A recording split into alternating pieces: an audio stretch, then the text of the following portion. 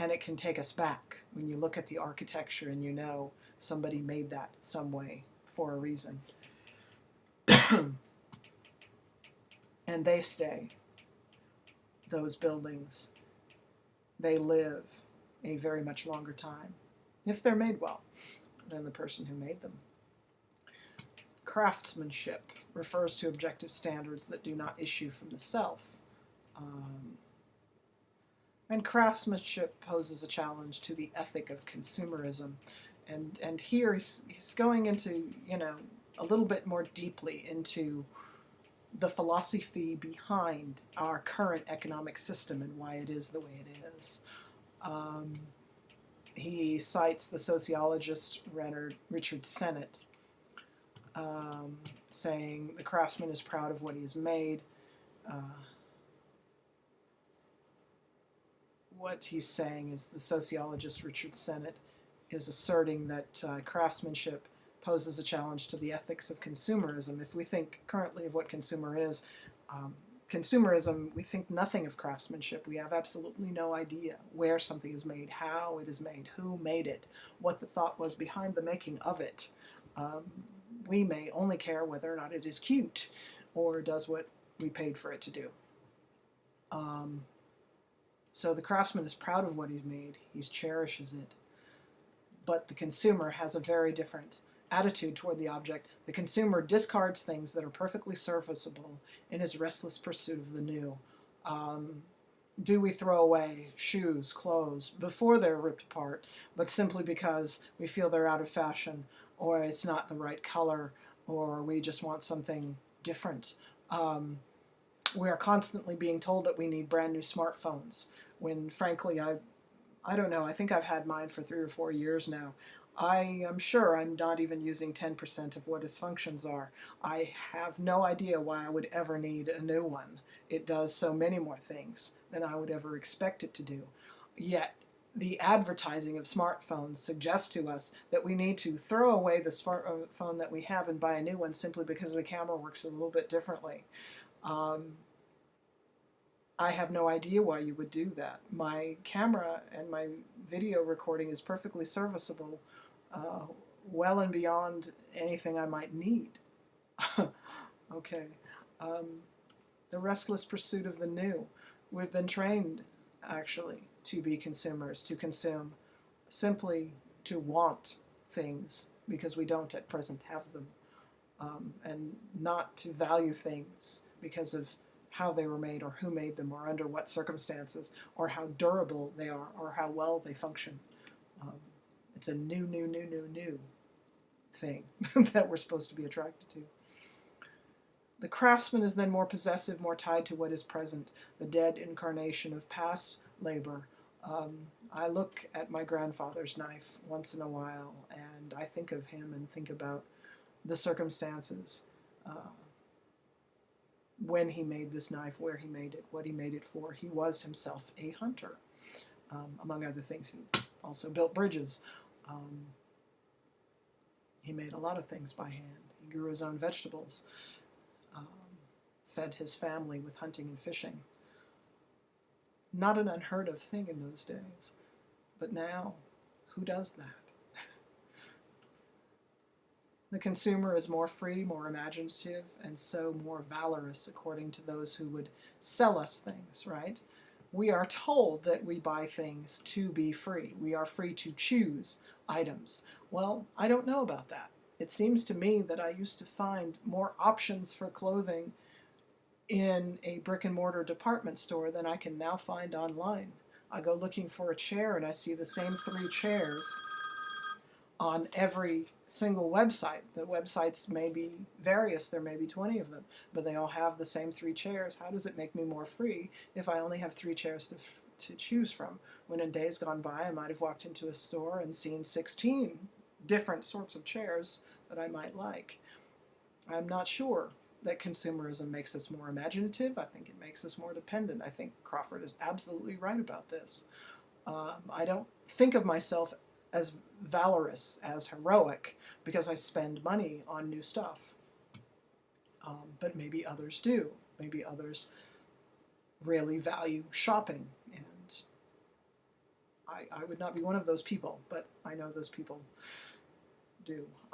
Being able to think material about material goods, hence critically, gives one some independence from the manipulation of marketing, which is to say, if you're able to open a Sears catalog that shows you what the parts are in the various models of an item that you want to buy, you can think critically about what they are. How many amps are in the lawnmower? Will it cut the grass that I want it to cut? What type of blades does the lawnmower have? Will it cut the grass in the way that I would like? I can think critically about those things if I can read the manuals and the catalogs and understand what the parts are. And that makes me independent as a shopper, if you like.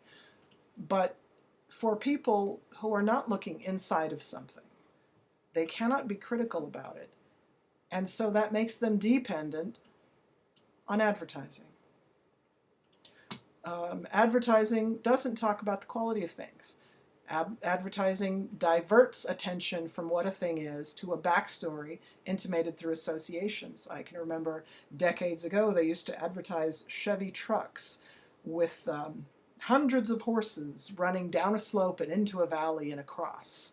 And that was supposed to, I believe, associate the truck with power, with masculinity, because there was always this really deep voice talking about, you know, the freedom that you could experience if you only owned a Silverado.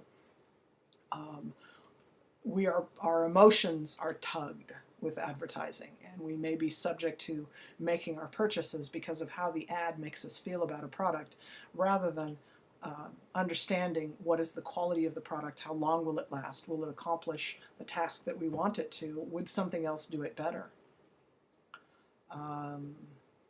Okay. Moving on. Then he goes on to talk about political theorists from Aristotle to Thomas Jefferson, who have questioned the Republican virtue of the mechanic, finding him too narrow in his concerns to be moved by the public good. So here, Crawford is addressing a naysayer, right? Remember that from They Say, I Say, the naysayers. Those people who are saying that the mechanic is not virtuous. But this assessment was made before the full flowering of mass communication and mass conformity. And certainly, my goodness, Aristotle and Jefferson, that's before the Industrial Revolution. That's before people were made to work on assembly lines, but had to sit in shops and figure out how to make carriages and cars by themselves without being told what to do. This assessment was made before that. Enervation of a judgment and erosion of the independent spirit is, he's arguing, what has happened over the years, over the generations. Since the standards of craftsmanship issue from the logic of things rather than from the art of persuasion, here he is praising the logic of things over the art of persuasion. He's suggesting that the art of persuasion, especially in advertising, is kind of subversive and not good and manipulative. Practice submission to them perhaps gives the craftsman some psychic ground to stand on against fantastic hopes aroused by demagogues, which is to say that the craftsman learns how to evaluate materials, and learning how to think critically about materials and construction, that is a skill that once you've instilled it in your brain in one way, it tends to work in your brain for other things too. One can be critical about an awful lot of things if one is thinking about the making of something and the function of something and the quality of something. The craftsman's habitual deference is not toward the new, but toward the distinction between the right way and the wrong way. However narrow, I guess that might be, how to hold the tool and how to turn it, among other things. A right way and a wrong way to make a chair. However narrow in its application, this is a rare appearance in contemporary life. Which is to say that we don't do these things anymore. We tend to make our evaluations just on the basis of liking and not liking. I wonder where that came from. No, Zuckerberg didn't invent it, but he certainly capitalized on it. I'm not blaming him for doing that either. I'm just saying there tends to be a sort of a deference toward this fluffy idea that there aren't facts in the world but only opinions, and that has become a very big problem for us. Such a strong ontology is somewhat at odds with the cutting-edge institutions of the new capitalism and with the educational regime. Ooh, strong language there, very negative. The educational regime that aims to supply those institutions with suitable workers, right? So the new capitalism, that would be the powers that be, the powers that make decisions about the educational regime. That is to say, they decide what's a suitable worker, and they decide what kind of training those people need in order to get to work. The pliable generalists, right? The people who say, you know, facts don't matter, unfettered by any single set of skills. Pliable generalists, this is the argument that people are coming out of high schools and potentially even college, knowing a whole lot of stuff but not necessarily knowing how to apply it to anything in particular.